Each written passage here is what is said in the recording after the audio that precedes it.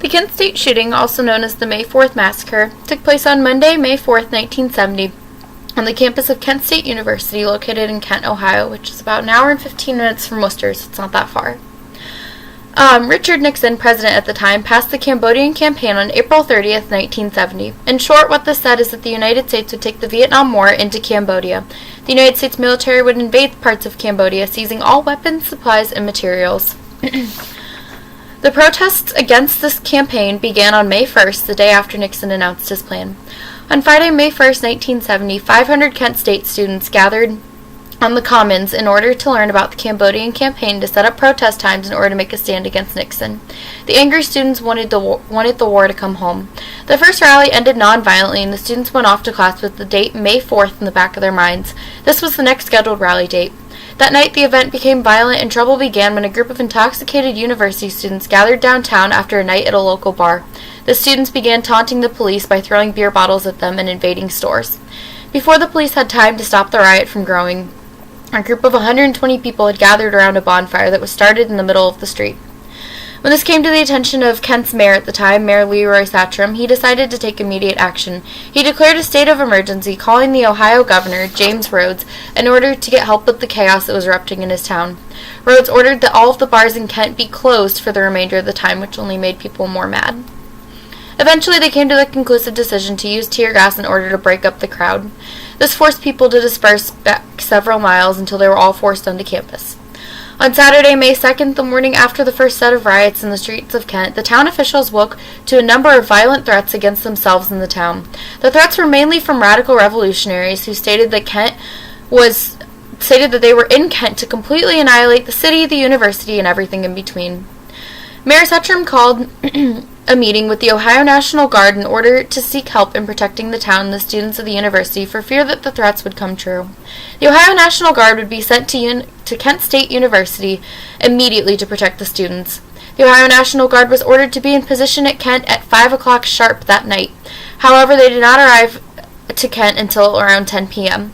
When they arrived, the town was nearly in shambles because of another riot that had broken out. The town's ROTC building was on fire, and people were chanting around it, screaming and throwing beer bottles and rocks at the police. In a mad dash to extinguish the fire, the Kent firemen and police were struck with numerous beer bottles and rocks from the angry drunk protesters. The fireman's hose was sliced into pieces by the protesters, causing the firemen to call in backup forces. After several failed attempts to calm down the crowd, the firemen called in the National Guard to help. Before long, the National Guard released tear gas into the middle of the group of protesters to get them to back away to the campus once again. One student was reported injured by a bayonet, but no other injuries were caused that night. The following day, Sunday, May 3rd, an immediate press conference was called at the Kent Firehouse. Governor Rhodes called the students un-American. His exact words were, "We have seen here at the city of Kent especially, probably the most vicious form of campus-oriented violence yet perpetuated by dissident groups. They make definite plans of burning, destroying, and throwing rocks at police and the National Guard and the Highway Patrol. This is when we're going to use every part of the law enforcement agency of Ohio to drive them out of Kent. We are going to eradicate the problem. We are not going to treat the symptoms. And these people just move from one campus to the other to terrorize the community. They're worse than the brown shirts and the communist element, and also the night riders and the vigilants," Rhodes exclaimed.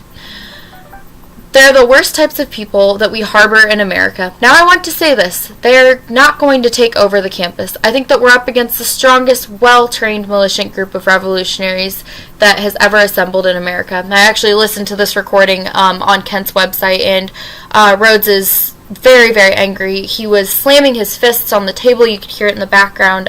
He was yelling, and this was all publicized, so all of the students were able to hear it, which just kind of made the situation worse. In an attempt to stop the riots from continuing, a curfew was ordered for the whole town until further notice, and that meant that the bars would shut down and people would become more angry once again. Around 8 p.m. that night, the rally was in full session on the Commons. Less than an hour after being called to the scene, the guards released tear gas into the middle of the students again in order to get the crowd to dismiss. They gathered together again at the intersection of Lincoln and Main. This time, the riot was calm and nonviolent. The students held a sit-in. Around 11 p.m. after the curfew was issued, the students were led back by force to their dorms by the guardsmen. Those unwilling to cooperate were injured with bayonets. Monday, May 4th came quickly around the corner. Campus security and the administrator of Kent State University stormed the campus, handing out over 12,000 flyers that said the event was canceled. The guards immediately rolled in to break up the crowd. After several failed attempts, the guards realized that the crowds would not budge and that further action needed to be taken. The guardsmen called in for backup, and soon before long there were 77 guardsmen armed with fully loaded guns and bayonets walking through the hundreds of protesters. As the troops advanced into the crowd, the protesters fled back to Taylor Hall and over Blanket Hill. At that time, according to eyewitness Sergeant Marion Pryor raised his weapon and fired the first shot using his .45 caliber pistol.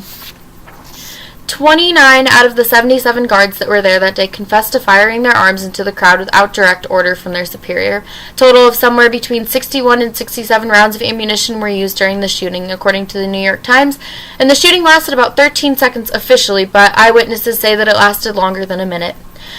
Later accounts have guards on record exclaiming that although they were not directly ordered to shoot, they were in fear of their lives and shot out of self-defense.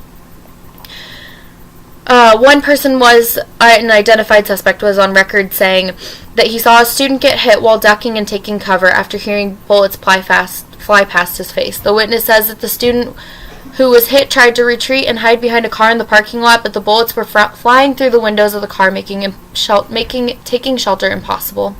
Mass hysteria broke out after the smoke cleared and the firing stopped. Students were seen screaming in fear over the fallen as they cried out for ambulances. Everyone was in a mad panic. The front page of every newspaper in America was covered in photographs, witness statements, and articles talking about the massacre that happened at Kent State. 4 students were killed, 9 left wounded, and 1 in a permanent paralysis. The students that were killed were standing a distance between 20 and 250 feet from the guardsmen. Some of those who were injured were just innocent bystanders or students passing by the scene to get to class. All of those who were injured or killed were unarmed and shot at without warning by the Ohio National Guard, who was just there to protect the students. A student studying photojournalism at the university, John Philo, captured a powerful image of a 14-year-old girl named Mary Ann Vecchio, which you can actually see if you turn to my source page. The picture is actually on there, and it's really depressing. It's actually shown at the museum.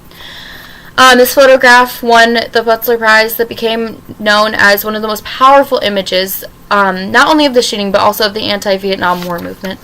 Over 450 college campuses demonstrated both nonviolent and violent protests after seeing this picture.